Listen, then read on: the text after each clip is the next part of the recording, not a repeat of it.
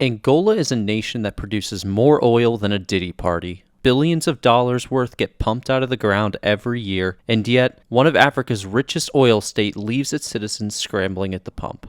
Call it a paradox, an oxymoron, whatever label you want to put on it, it's flat out backwards. Instead of fueling cars and planes, it's fueling a full-blown crisis. Today, we dive into modern Angola.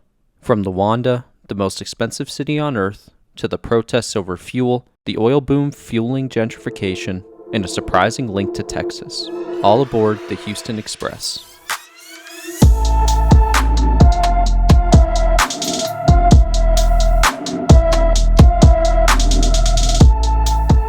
Angola doesn't actually have the highest gas prices in the world. In fact, they're pretty cheap compared to most places.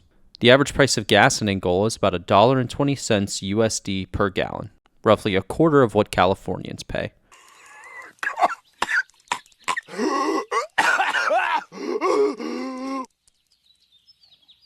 What kind of place is this? On paper, that looks like a bargain, but there's a catch.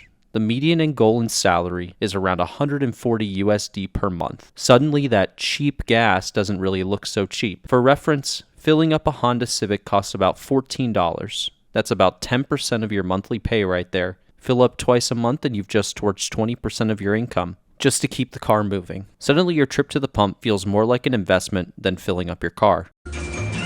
All right, and what is the reason you're requesting a loan today? Wait for it. Gasoline. Excuse me? Don't rush me. Don't rush him. Thank you, I feel rushed. It doesn't exactly help that Luanda spent years battling Hong Kong for the crown of most expensive city in the world, according to Mercer's Cost of Living Index. And despite coming down in the recent years, the cost of living still remains high for things like food and shelter.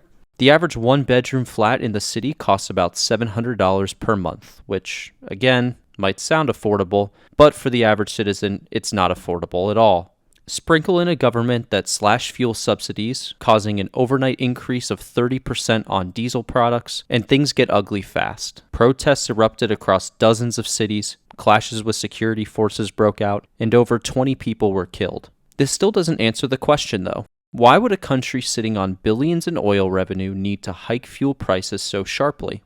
The answer lies not in how much oil Angola has, but in what happens after it leaves the ground.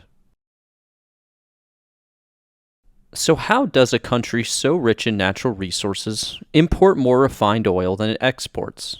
The answer is that Angola exports the raw oil and then pays a premium to buy back the finished product. Think of it like this. You're exporting cotton just to buy back a t-shirt for triple the price.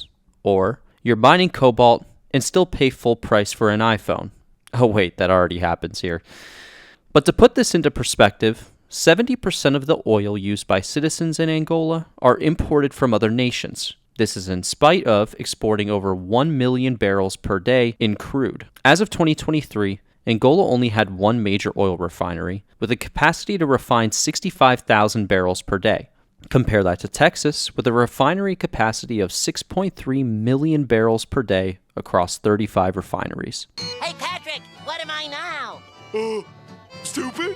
No, I'm Texas. What's the difference? Texas actually plays a major role in the supply chain of Angola's oil trade. Such a major role, in fact, that the now defunct Houston Express was the only non-stop flight from the U.S. to Angola. It was essentially a glorified shuttle for oil executives to go to and from Luanda. Decommissioned in 2018, there have been quite a few iterations of this flight, and it's set to return in 2027. It isn't rocket science, though, when you consider the price to mine the oil, deliver the oil overseas, refine the oil, deliver it back to Angola. You're exponentially increasing the price of the product, and in turn, the cost of fuel rises to cover that cost that the supply chain incurs. So that leaves Angola with a question. How do we cut out the middleman? Here's the thing.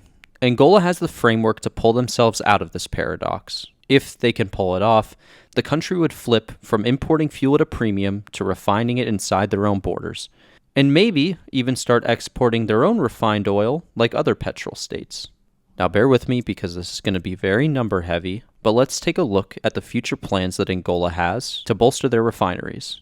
The Cabinda refinery begins operations in 2025. Initially producing 30,000 barrels per day, this was supposed to begin in April, but is seemingly stalled into November. Phase 2 will double production to 60,000 barrels per day from the Cabinda refinery, and in turn, will nearly double the national output. Then we have a combination of state and private-owned refinery projects. The Lobito refinery is being designed for a massive 200,000 barrels per day. If it actually gets built, it'll be the crown jewel of Angola's energy system. Soyo is another major refinery that has blueprints on the table. They're set to produce another 100,000 barrels per day in refined oil. And when you combine that with upgrades to Luanda's existing plant, suddenly Angola is targeting around 400 to 500,000 barrels per day of refining capacity. Sonangol, the nation's largest oil manufacturer, claims they could go from importing 70 to 80% of their refined oil to becoming fully self-dependent by 2027. But, and this is a big but, there are some speed bumps that need to be addressed. The Lobito project alone still faces a $4.8 billion funding gap. Construction delays, political red tape, and volatile oil prices could stall everything. And even if the plants manage to get built, maintaining them is a different battle altogether that can cost hundreds of thousands, if not millions of dollars themselves. Is your head spinning yet? If Angola can make it work, they could see a shift from paradox to powerhouse.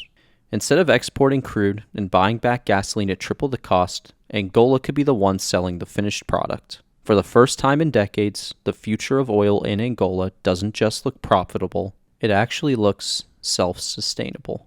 So there you have it. Angola, a nation drowning in oil, finds itself with a fuel scarcity problem. But the story isn't over. With new refineries coming online and ambitious projects on the table, Angola could find itself flourishing in the years to come. Will it succeed? Political hurdles, funding gaps, and construction delays are real threats, but the potential payoff is huge. For now, Angolans are going to keep filling up at a steep cost, but there is change on the horizon, and when it comes, it might just redefine the future of African oil. Thank you for watching. If you enjoyed the video, like and leave a comment down below. If you want to stay in the loop for more historical, geographic, and economic deep dives, hit the subscribe button and ring the bell. That way I know to keep the obscure facts and SpongeBob memes coming. Stay tuned for the 6th installment into my deep dive series around the world. I'm going in alphabetical order, and we'll have Antigua next. Till next time.